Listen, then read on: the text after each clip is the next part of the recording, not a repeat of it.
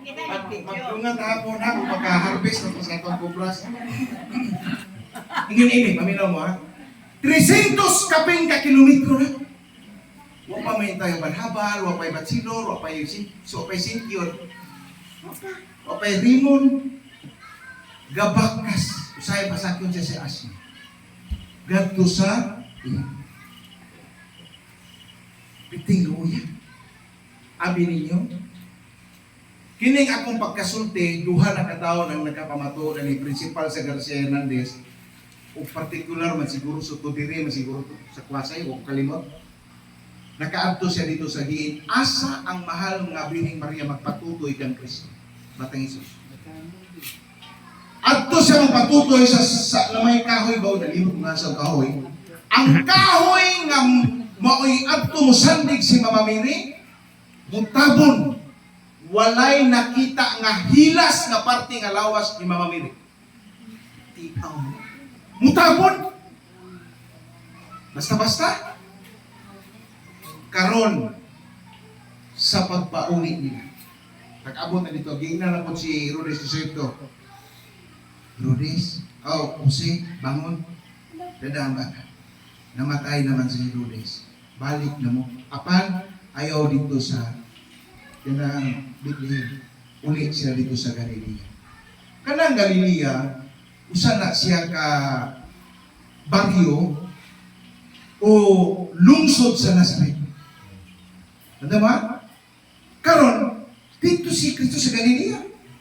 Apan, sa diha nga mitabok na po sila pang Ehipto to Galilea, gyapon ang ilang kilometro.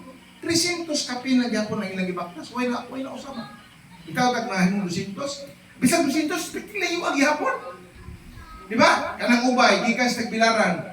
Katus kapin na na, 112, 120. Oh, tagbilaran na, sangko na ka sa ubay. Sa ito pa mo balik pagkakaduha. Ang gilayon ba? So, Cebu. Ano ba? Tagbilaran to Cebu siguro. Karon, padayon ta. Ang nahitabo, samtang nga mibalik sila, yun ini ang senaryo nahitabo. Si Ginoong Isukristo o si Santa Maria, si Ginoong Santa Maria San Jose, sa dito sa ito, doon tulo ka mga lisod nga asdangon o sa gubangon peligro. Ang Ehipto magod og mukalit og sandstorm, tabunan ka ditong buhi. Sandstorm ba? Usog kayo ang ilang, karang bas, sandstorm. Tabunan ka ditong buhi. Muna'y peligro, umutabog ka o Ehipto. Ikaduhang peligro, ang mga tanga o mga kubra, hilabihan ka mga dagko. Hantog karon na. Patay juga, tanga dito mo patay man. Karon juga. Atong tanga dito. May mga dito tanga yung dagko yun. Pakita mo nila mga tanga dito. No, scorpion ba? Karon, ang ikatulong peligro, ang tulisan. Tulisan. Karon, ang nahitabo, tulisan. Magdaman lagi itaw so. Kauntan sa Jose ko. Ang nahitabo, samtang nga naglakaw si San Jose, si Santa Maria, o si Kugos ni Ginoong Jesucristo, nakita sa mga kawatan, ingon siya nga, ayan na, tulisan na ito Sos, makatraka na, nagkadool, nakita man sa usa ka kawatan. Kailan leader ba? Di pa na kung nga na leader ha? Iyong mag-leader. Uy, gaamag mga dagway ani mga tawhana. Unya, kalinaw kaayo ang ilang nabati. Ang ilang bang nabati sa ilang presensya nga samtang ang huli pamilya ba? Kalinaw ang ilang nabati. Ingon si, nila lang sa mga anak, itiling kayo, ingon itong leader. Huwag mo hilabot. Huwag mo hilabot ani nila. Kaya kini mga tawanan dili sagbot sa katilingban. Padayon sa inyong panaw. Iso. Kaya ba mo kinsa itong maong tulisan? Kaya ba mo kinsa itong tulisan nga leader? Si Dimas! Amo ba? Si Dimas! Kinsa man itong gipa-exempted ni Kristo nga karon-karon dayon magubang ka sa paraiso. Sa tuos kamot nga tulisan. Si Dimas. Tanawon nagtagpo na laydaan Bata si pa? Kristo, bata pa. Si Dimas nga mo'y pinakaubos nga tao, mo'y kinaunang na santos sa simbahang Katoliko aron mo masayod. Kinsa kinaunang santos sa simbahang Katoliko? Dimas. Tulisan pa yun. Mo'y unang nakakawat sa langit. Sa basta niyo na. Labing ubos.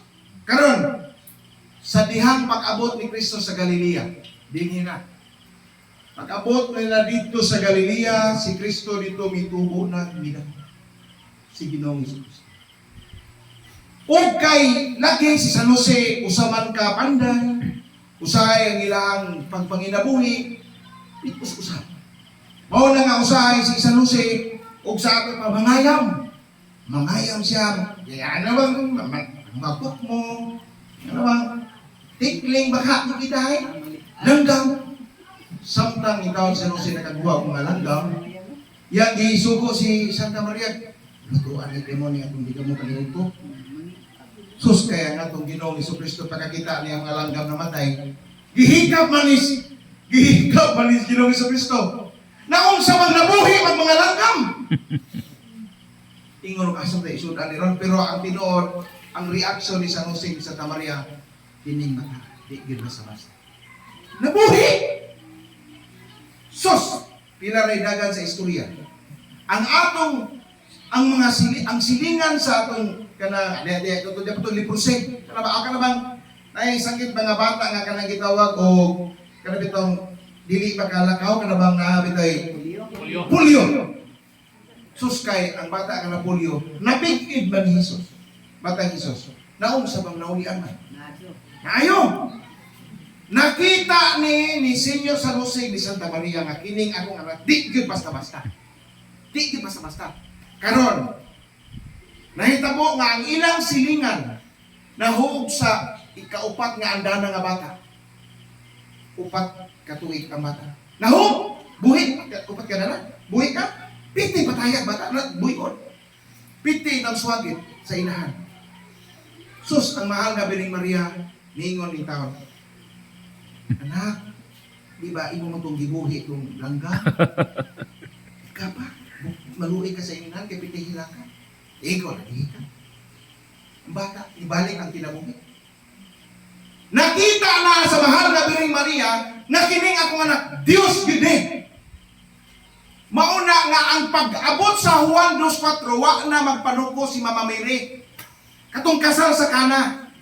Unsay gingon niya? Anak, wala na ibino. Naibaw na siya. Wa na siya mag-hesitate, magpanuko nga.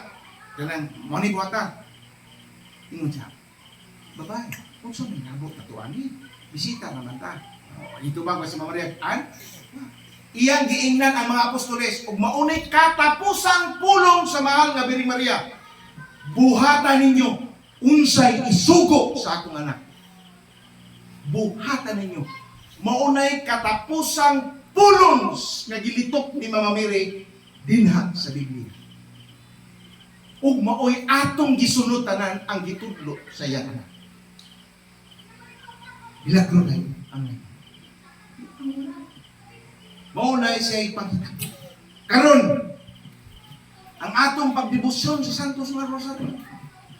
Kanus aman ni magsugod. Una sa tanan, nagsugod kini sa mga mungha. Ang mga pari o obispo, Santo Papa, mihatag og pagpadayag kabahin sa Santos nga Rosario. Sayran mo nako, ang Santos nga Rosario, misteryo. Usa ka misteryo nga panghitabo. Wala nimo instant nga mao na gini ang Father, amituo ako dili. Kay ang sinugdanan, ang pag-ampo sa Santos nga Rosario dili pa maoy atong gilito karon. Ang mga mungha nagbasa sa tibuok salmo. Pila man ka kuha ng salmo, tingali o kay balo. Kanang gitawag o chapters. 150 ka chapter ng salmo. 150. Pila man ka page, tanan ang rosaryo sa tibuok misteryo. Buot ako ipasabot, kaya ang sa una nga misteryo, wa pa man itong luminos. Puto pa man ta sa tulo. Ang tulo ka misteryo, mao ang kalipay, kasakit, o himaya. O, Pila man na ka tag 50. Tulo man na ka tag 50, di 150.